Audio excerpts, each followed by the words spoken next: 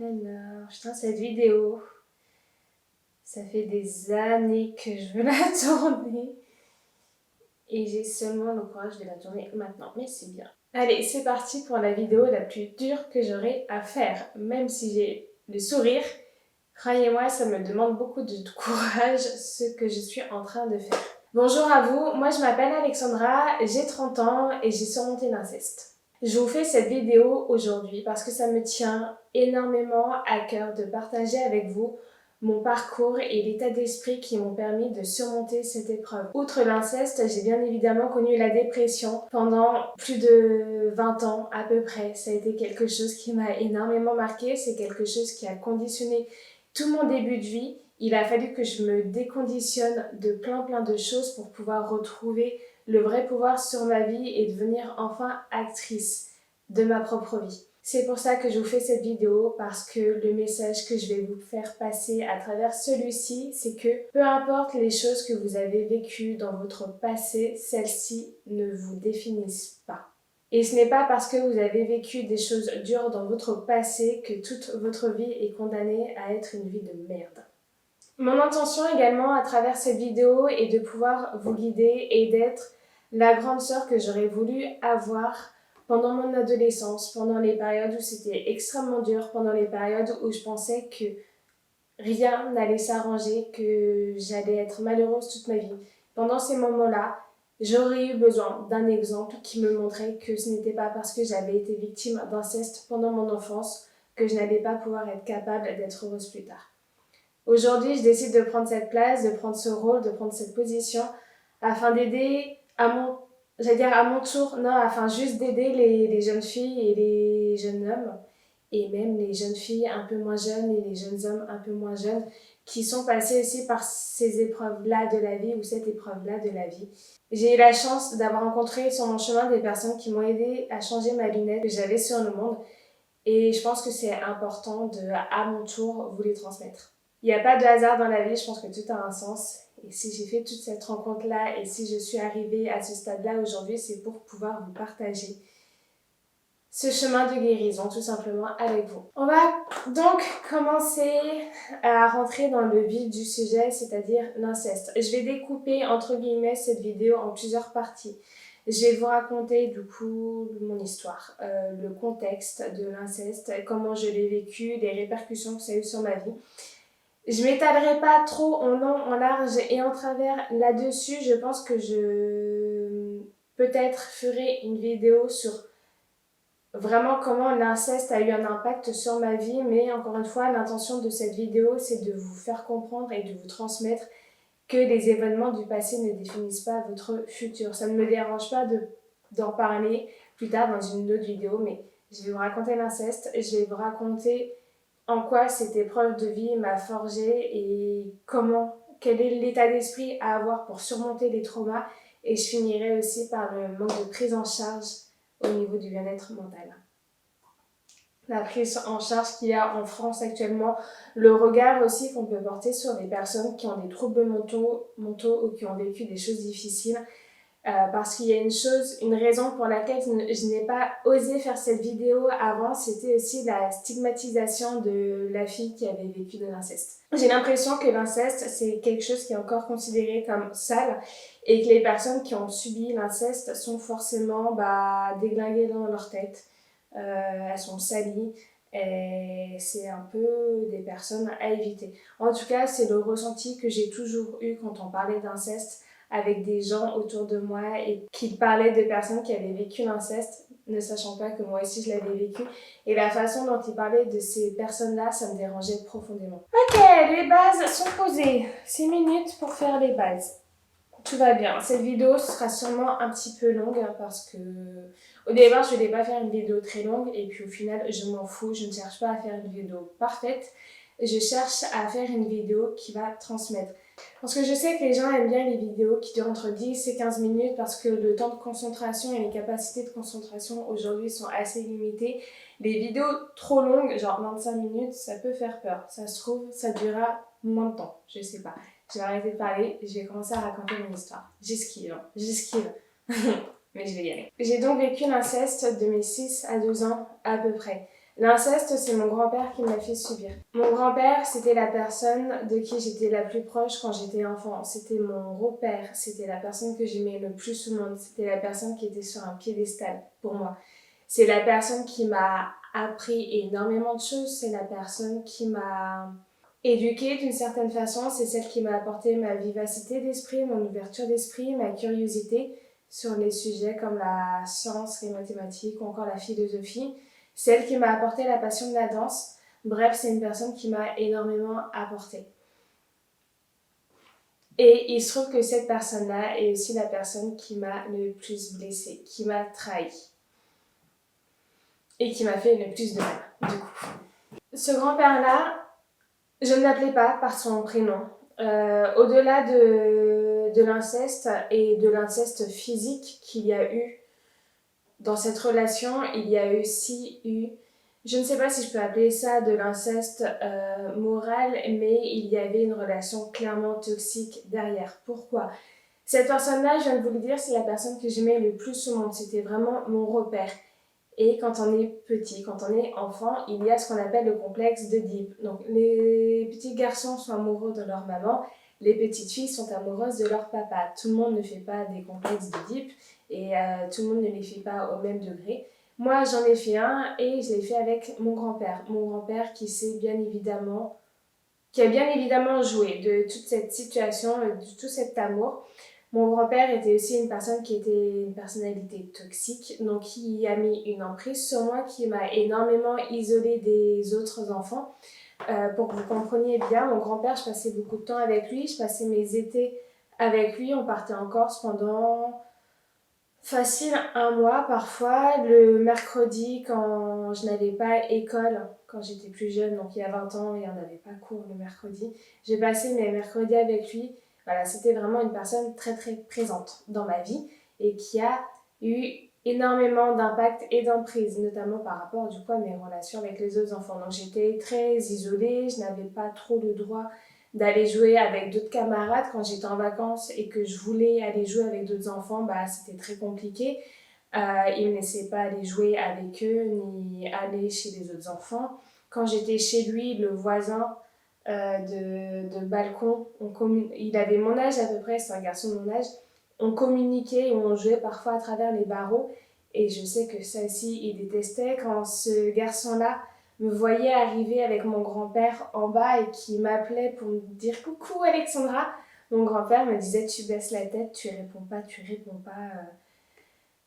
C'était vraiment une personnalité très toxique, aussi bien psychologiquement que physiquement. C'est une personne qui m'a beaucoup rabaissée, c'est une personne qui m'a beaucoup insultée et c'est aussi une personne qui me mettait sur un piédestal et qui me donnait l'impression d'être la chose la plus merveilleuse de sa vie. Il m'appelait littéralement la prunelle de ses yeux et il n'arrêtait pas de me dire à quel point je comptais pour lui.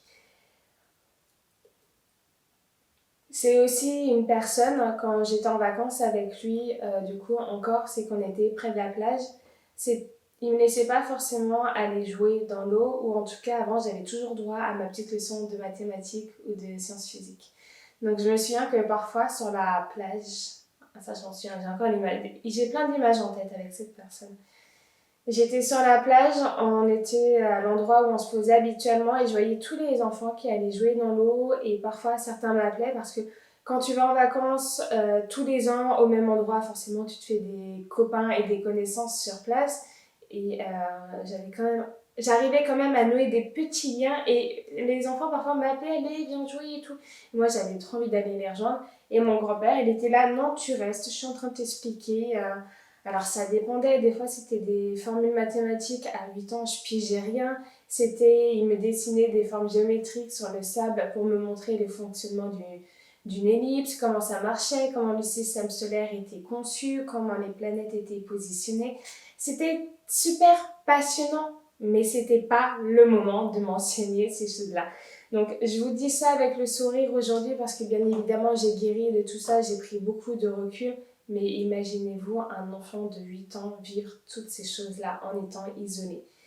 Bien évidemment que ça a eu d'énormes impacts psychologiques et psychiques sur moi, sur mon avenir, sur mes relations, mon entourage, mon bien-être aussi. et même par rapport aux choses que j'ai pu développer physiquement. Il faut savoir que pendant des années, j'ai souffert d'endométriose. Pour moi, cette endométriose était clairement liée au mal-être que j'avais vécu à cause de cette relation qui s'était littéralement manifestée dans mon corps. Étant donné que j'ai guéri aujourd'hui de l'inceste, j'ai aussi guéri de l'endométriose. L'endométriose ne me fait plus rien du tout. Je n'en ai même plus. Au dernier examen que j'ai fait, je n'avais plus de traces d'endométriose. Et en fait, donc tout ça pour vous dire que le mal-être interne peut devenir un mal-être physique et que si vous guérissez de votre mal-être interne, vous pouvez aussi guérir de votre mal physique. Rien n'est perdu d'avance. Ça sera encore un autre sujet parce que j'ai encore vu ce matin une vidéo d'une fille qui disait je vais devoir vivre toute ma vie avec une maladie incurable et souffrir toute ma vie, etc. etc. Ça, je ferai aussi une vidéo sur ce sujet-là, c'est extrêmement important. Et du coup, je vais revenir au sujet de l'inceste. Je ne vais pas parler en soi de l'inceste en lui-même, des actes et des gestes perpétués sur moi. Pour deux raisons. Tout simplement, je veux parler d'inceste, mais pourquoi je veux parler d'inceste? Je veux en parler pour montrer que derrière, on peut s'en sortir. Je ne parle pas d'inceste juste pour raconter ce qui m'est arrivé et faire ma victime et ne rien proposer ensuite. La deuxième raison pour laquelle je ne veux pas parler des gestes, tout simplement parce qu'on touche à mon intimité, à mon intégrité physique, que j'ai envie de préserver. La petite fille de 8 ans que j'étais n'a pas eu cette chance-là. Aujourd'hui, je tiens à préserver à la fois mon intimité et l'intimité de cette petite fille-là. Voilà.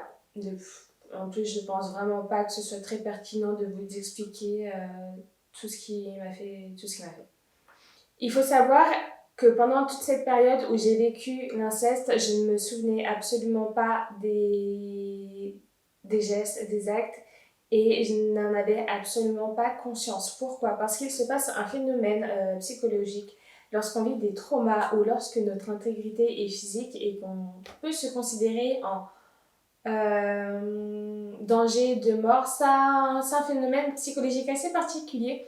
Je ne suis pas allée relire juste avant le pourquoi du comment ça fonctionne. Donc, les personnes qui ont vécu des traumas vont savoir de quoi je veux parler. Je parle de l'amnésie traumatique. Les personnes qui ne connaissent pas ça, sachez que quand on vit quelque chose de très très difficile dans notre vie et qu'on n'est pas prêt à affronter ce traumatisme et à le surmonter ou ce trauma, eh bien notre cerveau va faire en sorte de l'oublier.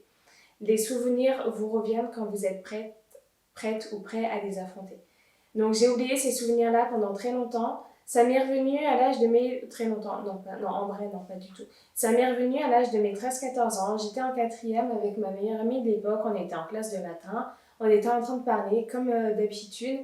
Et à cet âge-là, on est ado, tu commences à découvrir ton corps, la sexualité, tu commences à découvrir certaines pratiques sexuelles. Et on parlait de ça. Et elle me parlait de noms. Elle disait des noms et moi je connaissais pas, je savais pas ce que ça voulait dire. Et je sais, mais ça veut dire quoi? Raconte-moi. Et du coup, elle m'explique. Et en fait, quand elle m'a expliqué, en une seconde, j'ai plein de flashs qui me sont revenus en tête et j'ai tous mes souvenirs qui sont remontés à la surface. Et en rigolant, mais en fait, ça m'est revenu de façon tellement naturelle, comme une évidence, en mode ah, mais oui! Vous voyez le truc de putain, comment j'ai pu oublier ça? C'est énorme, et maintenant que tu m'en parles, mais oui, bien sûr. Ça m'a fait exactement le même effet. Et en rigolant, je lui ai dit ah, mais moi, mon grand-père, il me fait la même chose. On a rigolé toutes les deux. On ne s'est absolument pas rendu compte de la gravité de ce que je venais de dire. En reparlant avec elle quelques années après, je lui ai dit et est-ce que moi, quand je t'ai dit ça, est-ce que tu t'as été choquée ou est-ce que pour toi c'était normal? En gros, est-ce que tu avais compris la gravité de la situation ou pas à l'époque? Parce que moi, pas du tout. Elle m'a dit bah ouais, en fait, j'étais tellement choquée que je ne savais pas comment réagir. Et je crois que ma façon d'être par rapport à ça était tellement naturelle et détachée et décomplexée qu'elle a dû se dire mais what the fuck quoi. Donc elle n'a jamais osé m'en parler, c'est moi qui m'en ai reparlé un petit peu après en disant mais en fait c'était de l'inceste, c'était ci, c'était ça. Parce que même quand mes souvenirs me sont venus, moi je conscientisais toujours pas la gravité de ces gestes. C'est au fur et à mesure en fait du temps que le temps passe que j'ai commencé à comprendre que j'ai commencé à comprendre. Il faut savoir qu'à cette époque-là, mon grand-père, je ne lui parlais plus. Au-delà de l'inceste, vous avez bien compris que la relation entre nous était super toxique. Et une fois, j'étais chez lui, ça se passait très très mal, je ne sais plus pourquoi, mais je me sentais vraiment pas bien, je n'en pouvais plus.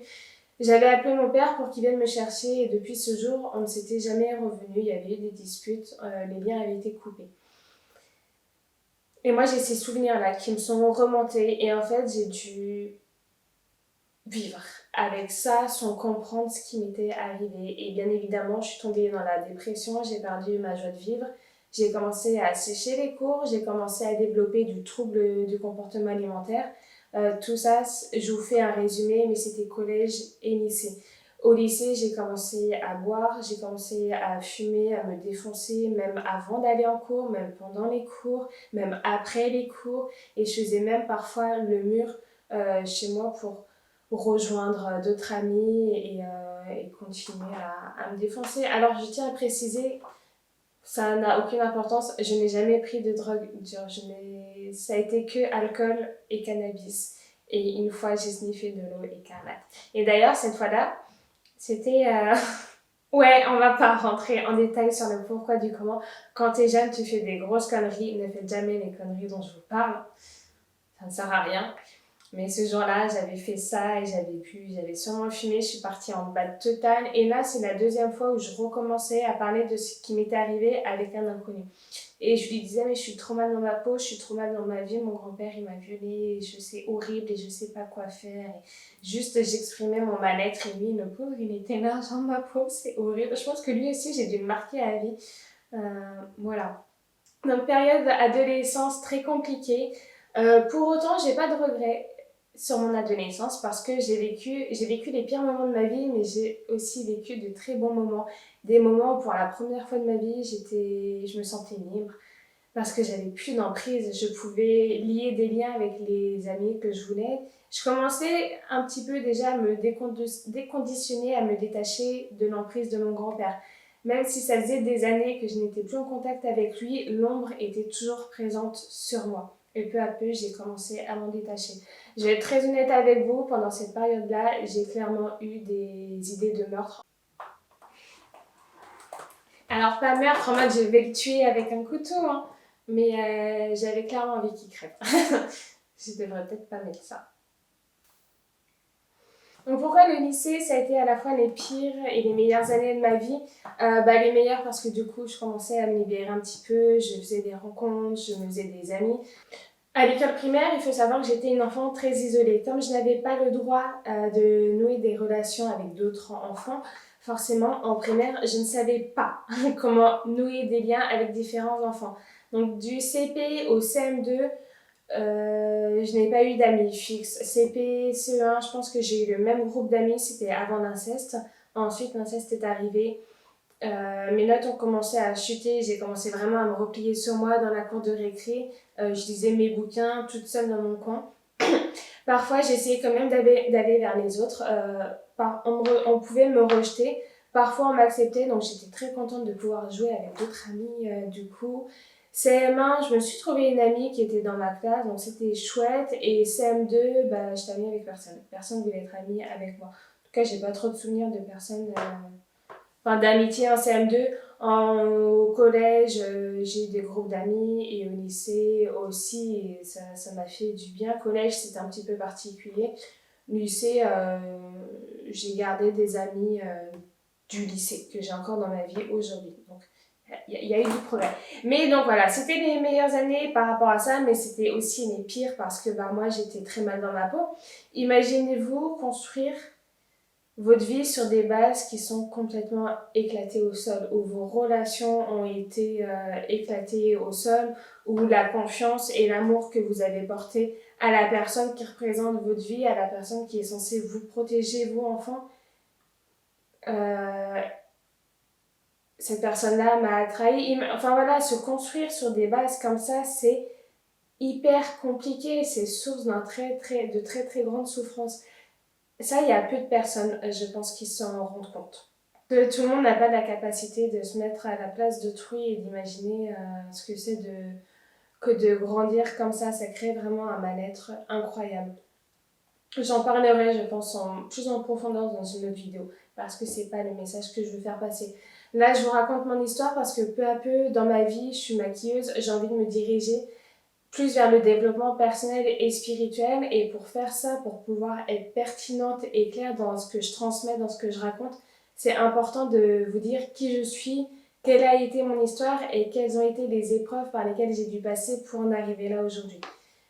Je détaillerai tout ce que je dis dans cette vidéo, dans d'autres vidéos. Bien évidemment, si ce sujet vous intéresse, si ça parle, ça se trouve la vidéo va parler à personne, mais et voilà, et bah tant pis, j'aurais quand même transmis ce message et voilà.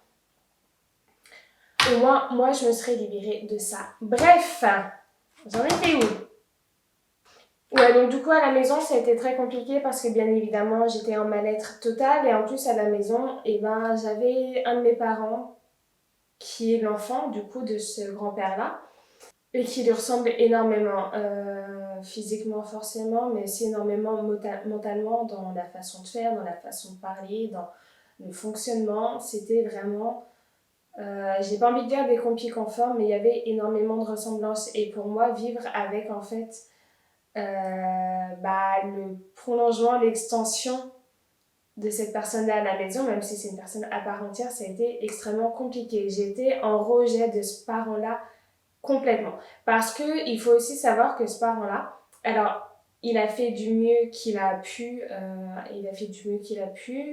mais le soir, après le collège et le lycée, j'avais toujours droit à 2 heures de travail scolaire supplémentaire minimum avec ce parent-là pour travailler les matières sur lesquelles j'étais en lacune. Quelles étaient les matières dans lesquelles j'avais des lacunes? Bien évidemment, les mathématiques et sciences physiques. Tout ce qui me faisait penser à ce grand-père-là, et ben je devais replonger dans ces matières-là après le lycée avec l'enfant de ce parent-là pour continuer à travailler. Mais juste un pétage de câble, mais horrible. Mais quand j'y repense, la sensation que j'avais dans mon cœur, la souffrance, elle devenait physique, elle devenait vraiment physique, ça me faisait vraiment une pointe au cœur, mais qui me comme ça qui me donnait envie d'exploser. Et là, je pense qu'il y a plein de personnes qui voient de quelle souffrance je veux parler. C'est la souffrance que tu sens qui va exploser littéralement dans ton cœur. Et ben moi, je vivais ça tous les jours et je n'en pouvais plus. C'est pour ça que je me défonçais autant. C'est pour ça aussi que que j'ai commencé à avoir des troubles du comportement alimentaire. Pourquoi? J'avais pas forcément, dans le fond, j'avais pas envie de mourir. Mais par contre, je voulais me mettre en situation de détresse pour que ma famille me regarde enfin et se dise mais qu'est-ce qui va pas? Et je voulais arriver à l'hôpital à 2 doigts de la mort pour que les médecins disent à mes parents votre fille ne va pas bien, il y a quelque chose qui ne va pas et qu'on me demande qu'est-ce qui ne va pas? Parce que plein de fois, on m'a demandé, mais qu'est-ce qui va pas, Alexandra? Mais on me l'a jamais demandé dans l'écoute. On m'a toujours dit, on me l'a toujours dit, mais de façon en mode, mais qu'est-ce qui va pas? T'es chiante à être malheureuse. Secoue-toi, réveille-toi et va de l'avant. C'était ça le message que je percevais dans le qu'est-ce qui ne va pas, c'était ce message-là. C'était pas un message de bienveillance et d'intention. Donc du coup, ma famille, peut-être qu'elle va mieux comprendre aussi pourquoi je n'ai pas parlé plus tôt par rapport à certaines choses. Déjà, de un, c'était difficile, et de deux, en fait, personne n'était vraiment dans l'écoute. Personne n'était dans le mais qu'est-ce qui s'est passé pour qu'elle soit comme ça? C'était t'es pas assez bien, tu fais pas les choses assez bien, et ceci, et cela, et tu vas finir caissière, et tu vas être en dépression, et tu vas faire une bêtise. Et je sais que la famille fait du mieux qu'elle peut, mais je vous aime et je vous pardonne tout. Hein. Mais des fois, franchement, c'était vraiment pas facile, mais c'est ok parce que le but des épreuves dans la vie, c'est de grandir, c'est d'évoluer. Et quand on a des épreuves familiales comme ça, le but, c'est que ça fasse évoluer toute la famille. Donc, c'est ok, je n'en en veux plus aujourd'hui. C'est vrai que je n'en aurais voulu pendant longtemps à mes parents, à plein de personnes, j'en ai voulu. Aujourd'hui, pas du tout. Et je suis reconnaissante pour tout ce qui s'est passé parce que aussi bien les uns que les autres, on a pu se faire évoluer et grandir à travers cette épreuve, notamment avec le parent avec qui c'était compliqué. Je pense que nos deux âmes se sont vraiment élevées. Mais ça a été compliqué et douloureux, je ne vais pas le mentir. À l'époque, comme je ne comprenais encore absolument pas tout ce qui se passait en moi, les process psychologiques, etc., etc., je pensais qu'une fois que je deviendrais adulte, que le lycée serait terminé, que je rentrerais dans la vie professionnelle, je pensais vraiment que les choses iraient mieux. Euh, Spoiler alerte, pas du tout, ça a empiré. C'est là où j'ai commencé à rentrer dans des grosses dépressions. Parce que il faut savoir qu'en plus de... Enfin, j'ai vécu l'inceste, mais il y a une chose qu'il faut savoir à propos de moi, c'est que je suis un haut potentiel émotionnel. Un haut potentiel émotionnel, c'est quoi? Pour ceux qui ne savent pas, c'est une personne qui a un fonctionnement cérébral différent des autres, qui fonctionne plus vite, ce qui fait qu'on voit plus de choses, ou on voit des choses que les autres ne voient pas. On a une façon d'être au monde qui est différente, on a une façon de percevoir les choses différentes, de comprendre, d'assimiler. Bref, on est vraiment différent dans le fonctionnement. Et ce qui fait que ce qui fait que le fait d'être HP, quand on n'est pas au courant qu'on l'est, et même quand on l'est, ça peut rendre l'insertion sociale difficile. C'est dur de... j'ai pas le mot. C'est dur de s'intégrer en fait dans la société. Et quand on est différent et qu'on ne le sait pas, c'est encore plus dur. Et quand on a vécu l'inceste, qu'on est différent et qu'on doit mélanger, qu'il y a deux mal-être qui se mélangent et qu'on n'est même pas au courant de ça, c'est très très compliqué parce que où s'arrête l'impact de l'inceste et où commence l'impact de l'ignorance d'être HPE. Donc l'arrivée dans la vie d'adulte a été très compliquée. Très compliquée. Je suis rentrée dans de très grosses dépressions. Des dépressions où je perdais le goût de la vie, j'avais plus aucune perspective d'avenir. Quand je m'imaginais à 30 ans, 40 ans, 50 ans, j'avais une image de moi qui était déplorable parce que si je pensais au suicide, je n'avais pas du tout le courage de franchir le pas.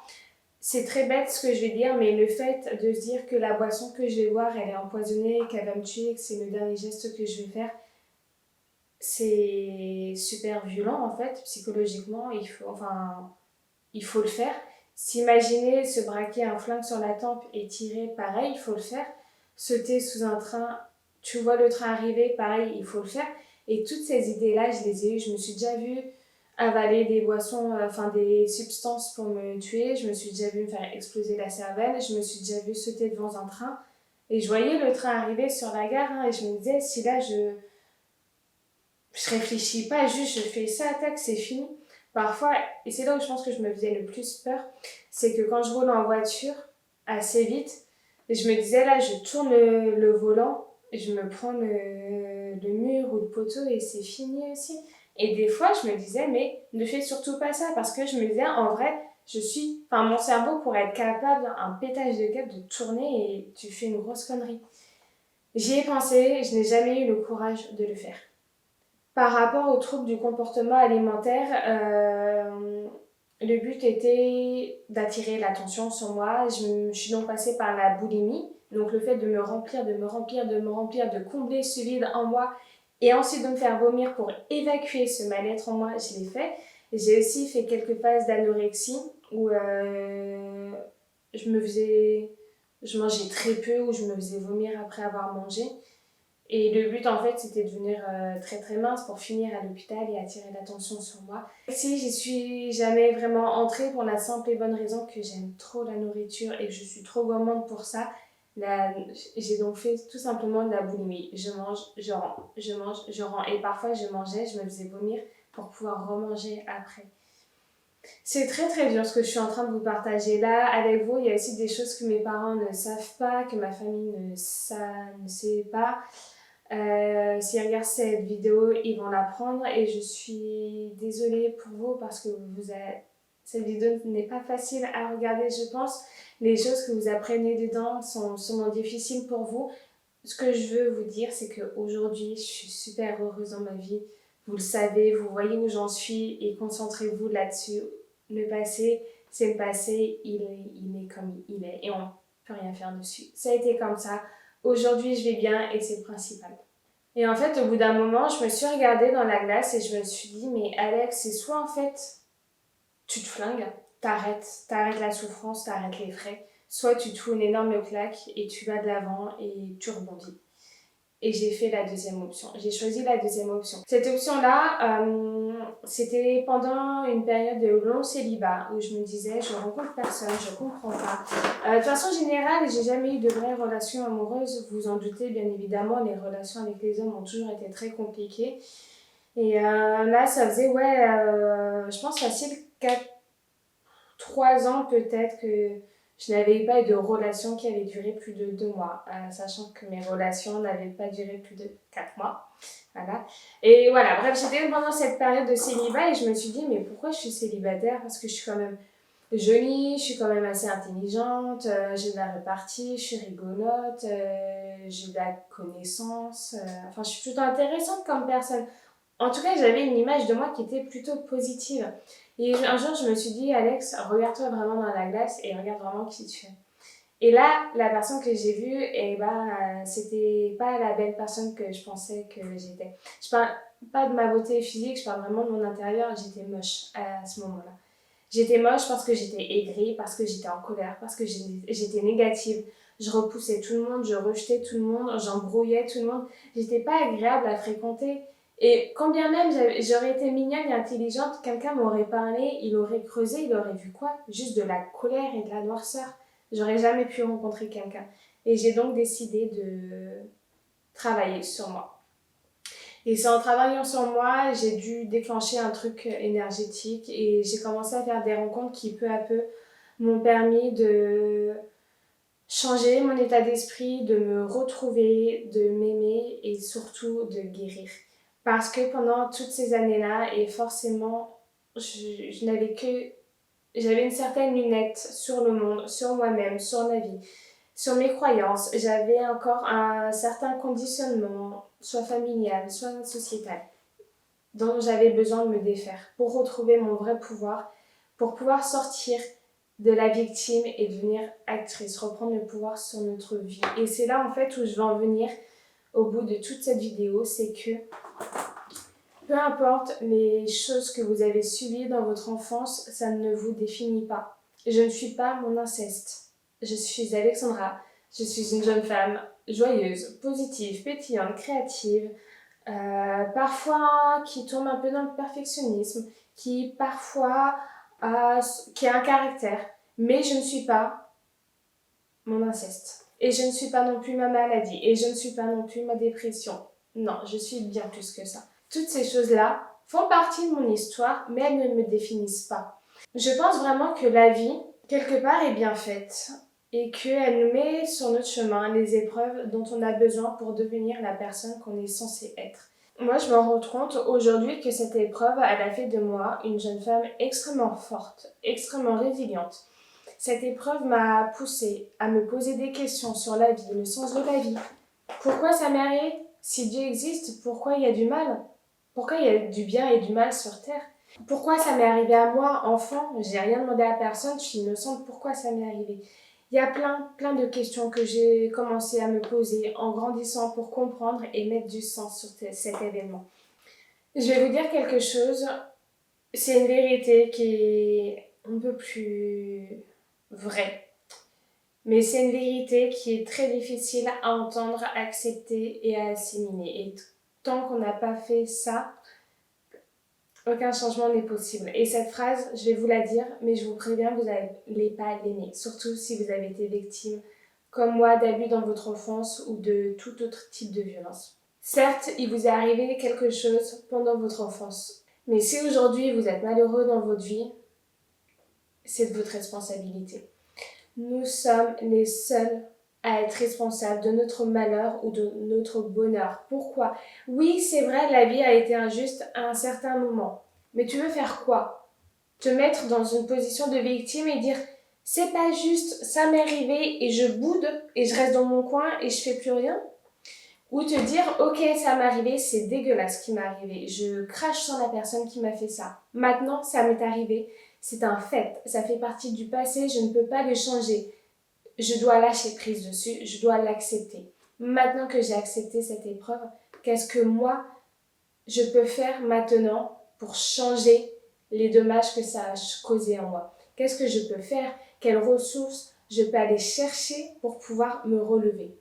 Et ça, c'est de votre responsabilité à vous. C'est pas celle de la personne qui vous a blessé, c'est pas celle de votre famille. Notre famille ne peut pas nous aider, c'est un fait, et ça, on va y aller direct. C'est pas autrui qui va vous sauver, c'est pas votre chéri, c'est pas le prince charmant sur son cheval blanc, c'est pas vos parents, c'est pas vos frères et sœurs, c'est vous. Si vous avez décidé de vouloir aller mieux, vous irez mieux. Si vous avez décidé de rester dans ce rôle de victime parce que c'est plus facile pour vous de vous déresponsabiliser et de rejeter la faute de vos malheurs sur autrui, faites, mais vous allez être malheureux toute votre vie, toute votre putain de vie. Donc soit vous pleurnichez, soit vous décidez de vous relever et de changer le regard que vous avez sur cet événement. Moi, c'est simple, l'inceste aujourd'hui et mon grand-père, quand je le dis aux personnes, elles comprennent pas, mais je suis reconnaissante envers mon grand-père aujourd'hui. Ouais, ça va vous choquer, je sais. Et oui, j'ai pardonné aussi à mon grand-père. Pourquoi? Parce que cette épreuve a fait de moi une putain de nana. Elle a fait de moi une putain de meuf. Je suis forte, ça m'a rendue extrêmement forte, ça me met un moteur dans la vie que je n'aurais pas si je n'avais pas vécu ça. Si je n'avais pas vécu cette épreuve, je me serais jamais posé autant de questions. Mon esprit ne se serait jamais autant ouvert. Je ne serais jamais devenue aussi tolérante et compréhensive envers des autres si moi-même je n'avais pas vécu ça. Et c'est ça que vous devez regarder, que vous devez aller chercher. C'est toutes les choses positives que ça vous a apporté. Si vous voulez être courageuse, si vous voulez être fort dans la vie, il n'y a pas de miracle, il n'y a que une putain d'épreuve qui vous fera devenir fort et courageux. Et ce que je vous dis là, je me permets de vous le dire parce qu'avant j'étais une personne comme ça. J'étais une personne qui se victimisait, qui se complaignait dans son rôle de victime de l'inceste. Quand je parlais, que ce soit aux autres ou envers moi-même, quand on me disait mais tu devrais faire ci ou tu devrais faire ça, et ben moi ma réponse dans ma tête, je le disais pas aux voix, mais dans ma tête c'était oui mais moi tu sais j'ai vécu l'inceste par mon grand-père donc je suis profondément blessée. Donc non je suis malheureuse et je ne peux pas faire ça. C'était vraiment le discours que je me racontais. Tous les jours, je me disais, j'ai vécu l'inceste, mon grand-père il m'a fait ça, mais comment je peux être heureuse? C'est pas possible. Mais si, ça l'est, il faut juste changer le regard qu'on a sur cet événement, changer notre lunette et commencer à se raconter une autre histoire ou du moins à donner du sens à cette histoire. Je vais pas continuer cette vidéo, je pense que j'ai transmis ce que je voulais transmettre. C'est ne laissez pas le passé définir qui vous êtes. Vos maladies, vos traumatismes, vos traumas ne font pas votre identité et ne définissent en aucun cas votre futur. Ce qui définit votre futur, c'est les actions que vous décidez de faire à l'instant T dans le moment présent. Le passé ne détermine pas le futur. C'est le moment présent qui le fait et c'est vous qui déterminez le futur, c'est pas non plus les autres. J'allais dire, j'espère sincèrement que cette vidéo vous a plu. En vrai, je m'en fiche que cette vidéo vous ait plu ou pas parce que j'ai pas fait cette vidéo dans le but qu'elle vous plaise. J'ai fait cette vidéo dans le but de partager un message. J'ai aussi fait cette vidéo pour poser les jalons de ce que je vais commencer à mettre en place au niveau du développement personnel et spirituel.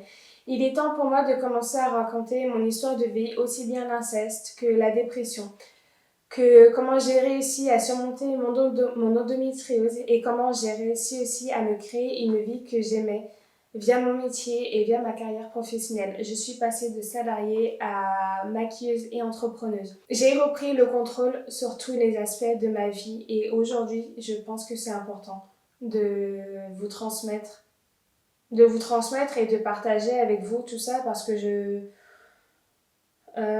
pense que cette histoire-là, mon histoire, c'est celle de plein d'autres personnes aujourd'hui. Et si aujourd'hui j'ai eu la chance de m'en être mise, j'estime que c'est mon rôle et ma responsabilité de transmettre à mon tour les enseignements que à moi on m'a transmis pour pouvoir aller mieux. Je tiens à vous les repartager pour que vous aussi vous puissiez aller mieux. Moi, mon but ultime, c'est d'aider les gens à reprendre conscience d'eux-mêmes, de les aider à s'éveiller sur eux-mêmes, sur leur vie et à reprendre le pouvoir. Parce que je pense vraiment que si on veut changer le monde et avoir une meilleure humanité, il faut d'abord commencer par soi-même. Et j'étais une certaine personne avant, j'en suis devenue une autre. Aujourd'hui, je contribue à cette meilleure humanité et à ce monde meilleur de par ma vision des choses et l'amour que je porte aux autres, malgré leurs différences et malgré leurs défauts.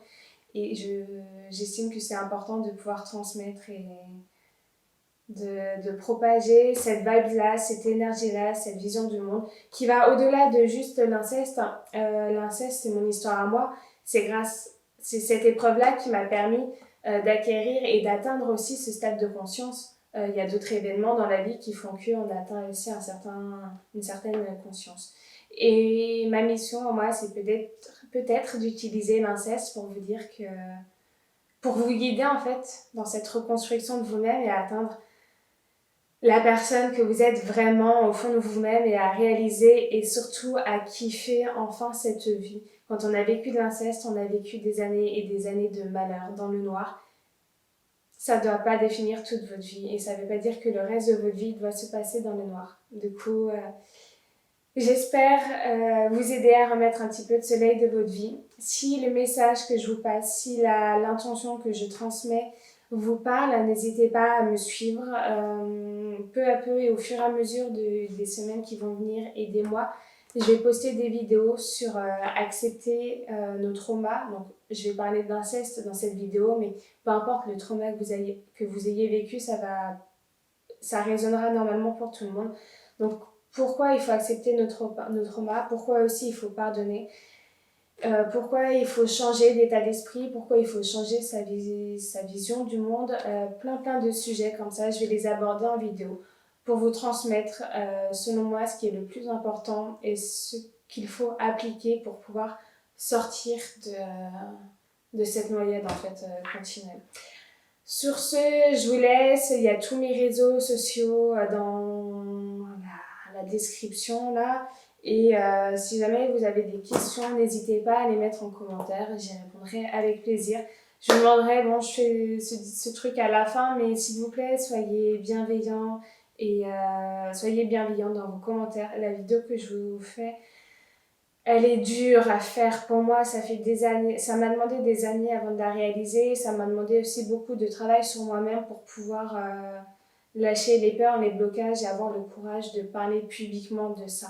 Ça me demande vraiment beaucoup de courage, encore plus de courage que quand j'ai quitté le salariat pour devenir entrepreneuse. Merci de m'avoir écoutée et je vous dis à très bientôt.